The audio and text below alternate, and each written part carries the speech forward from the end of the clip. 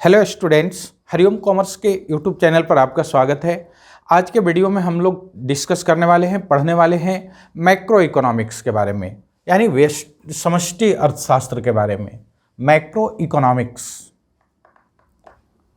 Macro economics.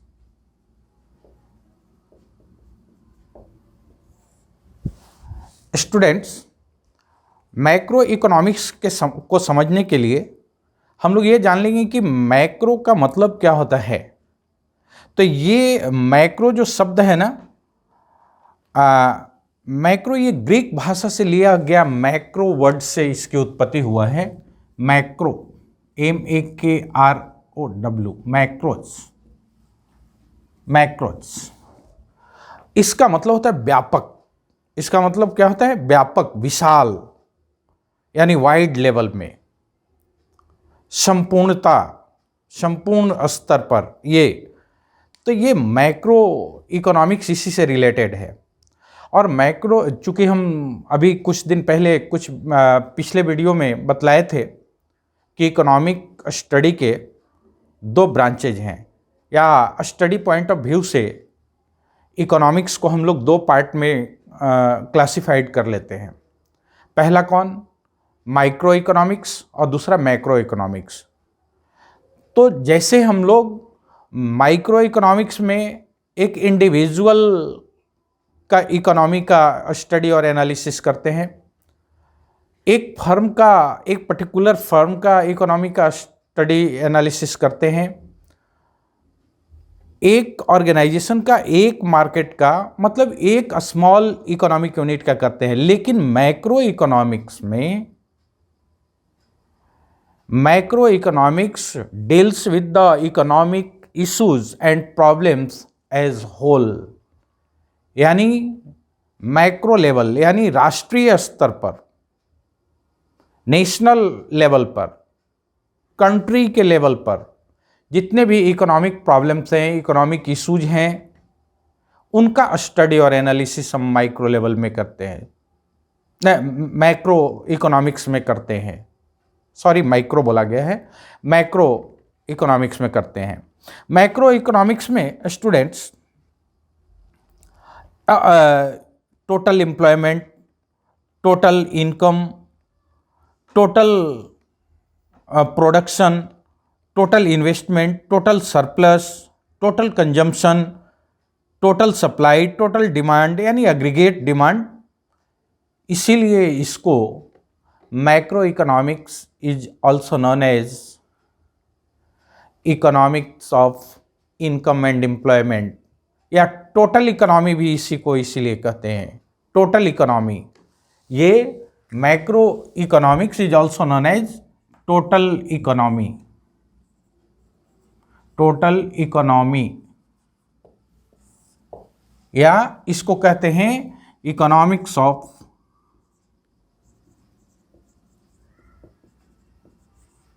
Income and employment, employment, employment. ये है, यानी माइक्रो इकोनॉमिक्स, सॉरी, माइक्रो बार बार बोल दे रहे हैं, सॉरी। मैक्रो इकोनॉमिक्स, मैक्रो का मतलब होता है लार्ज। क्या? लार्ज, यानी means economic as a whole. Large का मतलब economy as a whole. And macro economics deals with the economic issue related to the economy as a whole. Macro economics में जिन इश्यूज और प्रॉब्लम्स का हम study करते हैं, एनालिसिस करते हैं, वे मेनली तीन तरह के हैं। तीन तरह के इश्यूज हैं, इकोनॉमिक इश्यूज हैं, जिनका स्टडी या जिनका रिलेशन मैक्रो इकोनॉमिक्स से है। पहला है equilibrium in the economy.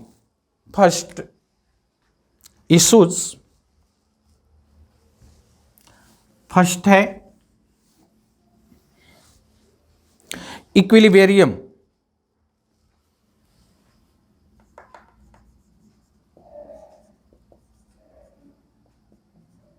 Equilibrium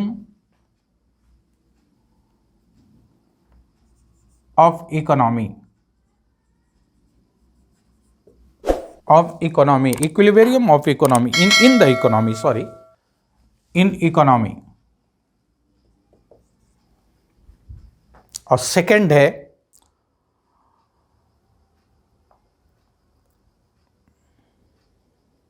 disequilibrium in economy, disequilibrium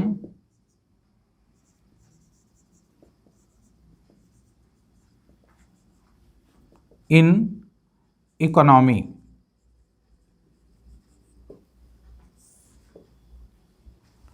और थर्ड इशू जिसका हम स्टडी और एनालिसिस मैक्रो इकोनॉमिक्स के अंतर्गत करते हैं वो है correction of disequilibrium.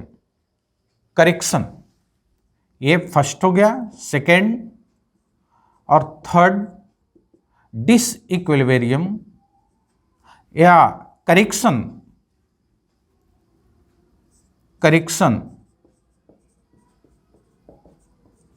Correction of disequilibrium, correction of disequilibrium, disequilibrium. तो ये तीन इश्यूज, तीन प्रॉब्लम्स मैक्रो इकोनॉमिक्स के अंतर्गत डील किए जाते हैं। और इसमें अब इक्विलिब्रियम इन इकोनॉमी का क्या मतलब होता है कि इसमें हम लोग ये स्टडी करते हैं कि कैसे इक्विलिब्रियम तक इकोनॉमी में पहुंचा जा सकता है। यानी इसका मतलब होता है कि balance between AD and AS, AD for balance, संतुलन स्थापित हो। इसका मतलब होता है balance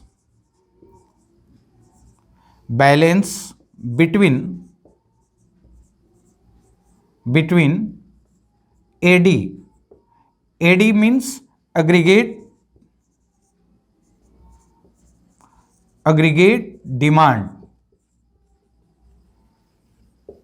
and between AD and AS,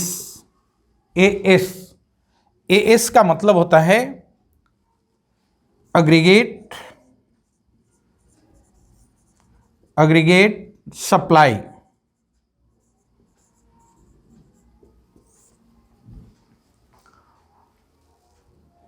aggregate total demand, total मांग, कुल मांग और कुल आपूर्ति, सप्लाई में संतुलन कैसे स्थापित किया जाए, पहला ये इसमें स्टडी करते हैं। डिसइक्विलिब्रियम इन इकोनॉमी में जब इसमें एडी यानी अग्रीगेट डिमांड और अग्रीगेट सप्लाई संतुलित नहीं हो, बराबर नहीं हो, ये इम्बैलेंस हो, असंतुलित हो, तो कैसे इनको हम लोग दूर करेंगे। और ये कब होते हैं, तो when resources are not fully utilised and resources are not rationally utilised. इस केस में अग्रीगेट डिमांड और अग्रीगेट सप्लाई दोनों असंतुलित होंगे।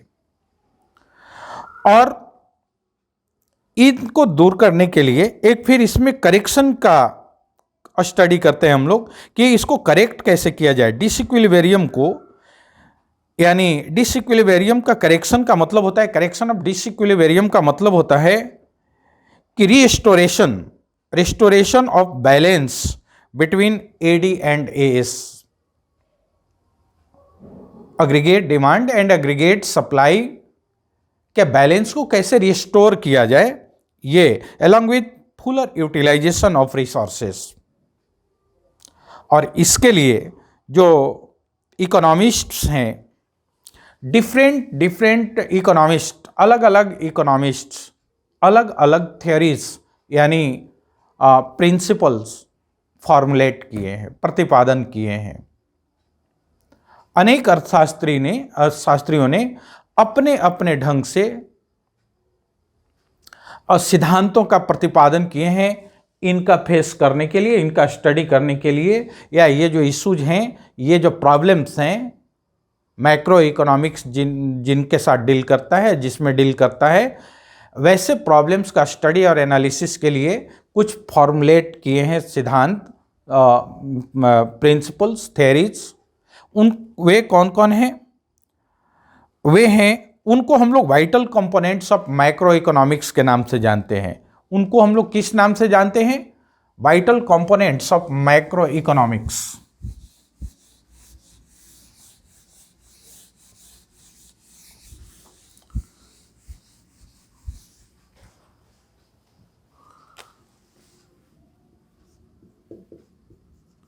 वाइटल कंपोनेंट्स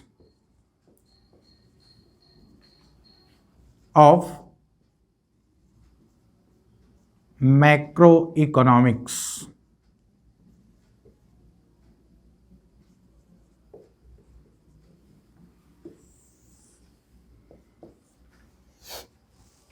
इसके भी मेन 3 कंपोनेंट्स हैं, घटक हैं, महत्वपूर्ण घटक, जो यानी सब्जेक्ट मैटर जिसका स्टडी हम लोग मैक्रो इकोनॉमिक्स में करते हैं, वो 3 हैं। पहला है theory related to equilibrium in the economy। First है theory related to equilibrium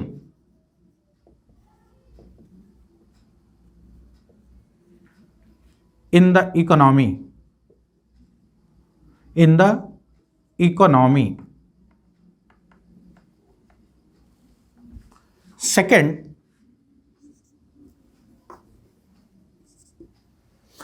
second है इसका theory related to disequilibrium in the economy, जो हम अभी ऊपर डिस्कस किए। Theory related to disequilibrium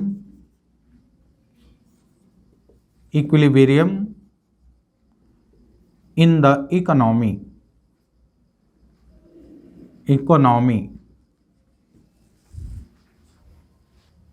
and third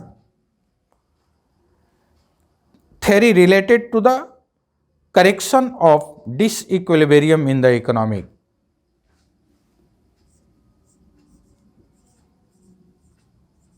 theory related to the correction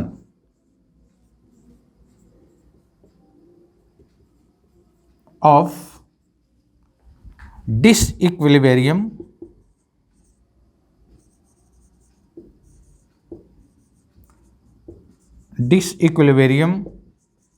in the economy।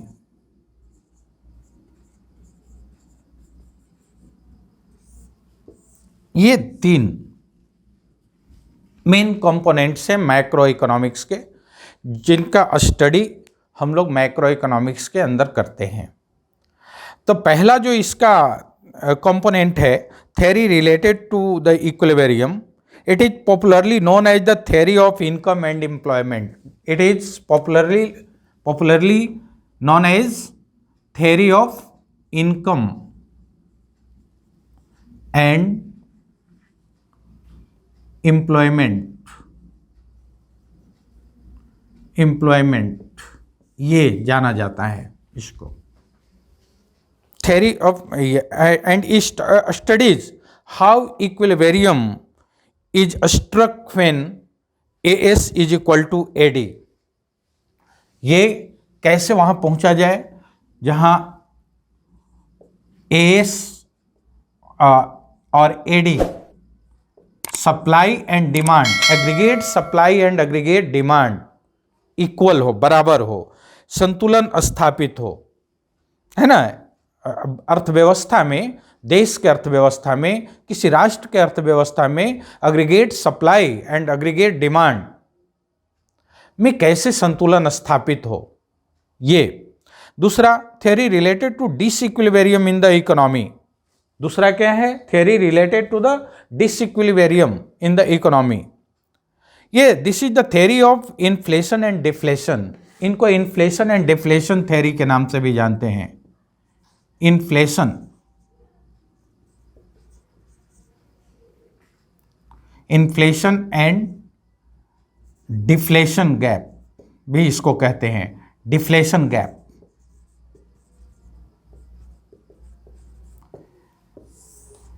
Inflation, मुद्रास्फीति, तो ये जो इन्फ्लेशन एंड डिफ्लेशन गैप होता है इसका एग्जामिन करता है। ये कब होता है, it examines the consequence, inflation and deflation का जो कॉन्सिक्वेंस परिणाम है वो एग्जामिन करता है कब, when AD is greater than AS, AD जब एडी जो होता है वो ग्रेटर देन एएस, यानी डिमांड सप्लाई से ज़्यादा हो।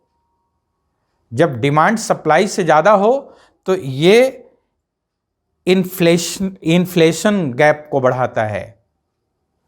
जब डिमांड से सप्लाई ज़्यादा हो, डिमांड ज़्यादा हो सप्लाई से, तो इन्फ्लेशन गैप को बढ़ाता है ये।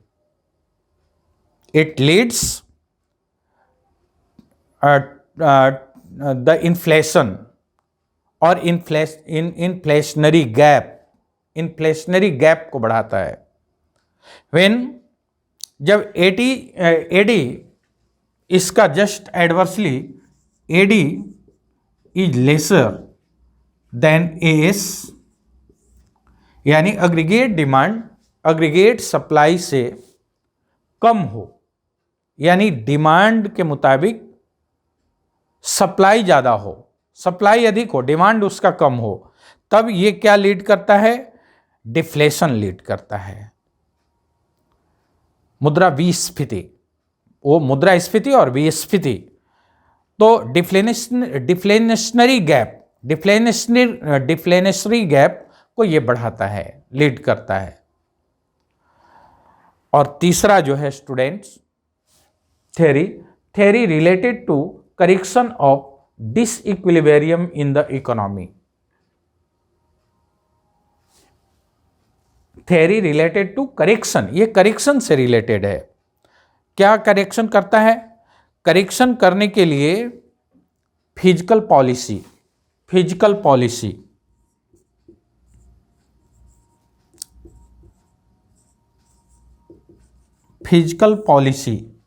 बनाई गई है और मॉनेटरी पॉलिसी बनाई गई है। Physical policy and monetary policy,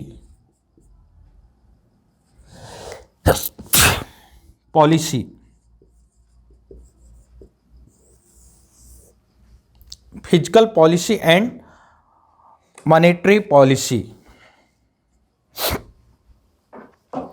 बनाई गई है।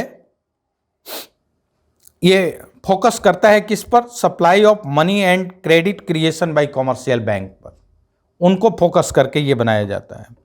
और फिजिकल पॉलिसी किसको, ये जो मॉनेटरी पॉलिसी है ये किस पर फोकस करता है, मॉनेटरी पॉलिसी फोकस करता है कि मॉनेटरी सप्लाई, यानी supply of money and creation of credit by the commercial banks, उनको ध्यान में रखकर इसका निर्माण किया जाता है। और फिजिकल पॉलिसी फोकस करता है government budget and impact of budgetary deficit in the economy. Budgetary deficit और गवर्नमेंट बजट का जो रिलेशन है, उसका प्रभाव है, उसको डील करता है। और तीसरा इसमें एक है एक्सचेंज रेट पॉलिसी। ये फोकस किस पर करता है, एक्सचेंज रेट पॉलिसी फोकस करता है on the management of exchange rate of BOP equilibrium. BOP equilibrium क्या है, बैलेंस ऑफ पेमेंट इक्विलिब्रियम माने भुगतान संतुलन पर ये फोकस करता है। तो ये ऐसे 3 जो इसके मेन कंपोनेंट्स हैं, ये हैं मैक्रो इकोनॉमिक्स के। अब हम लोग थोड़ा आगे का वीडियो में पढ़ेंगे कि कैरेक्टरिस्टिक्स क्या है, मैक्रो इकोनॉमिक्स का क्या विशेषता है, और आज इतने ही इस वीडियो में हम लोग चर्चा करेंगे। आपसे सभी स्टूडेंट्स से मेरा निवेदन है कि यदि आप अभी तक हरिओम कॉमर्स का यूट्यूब चैनल अभी तक सब्सक्राइब नहीं किए हैं तो आप अभी कर लें, और आगे अभी हम लोग अकाउंट्स के साथ साथ अभी इकोनॉमिक्स का भी वीडियो अपलोड कंटिन्यूअसली रेगुलरली करने वाले हैं, ताकि आपको नोटिफिकेशंस प्राप्त होते रहें, और बेल आइकन भी दबा लें। और हरिओम कॉमर्स का जो टेलीग्राम चैनल क्रिएट किया गया है उसको भी ज्वाइन कर लें। Thank you.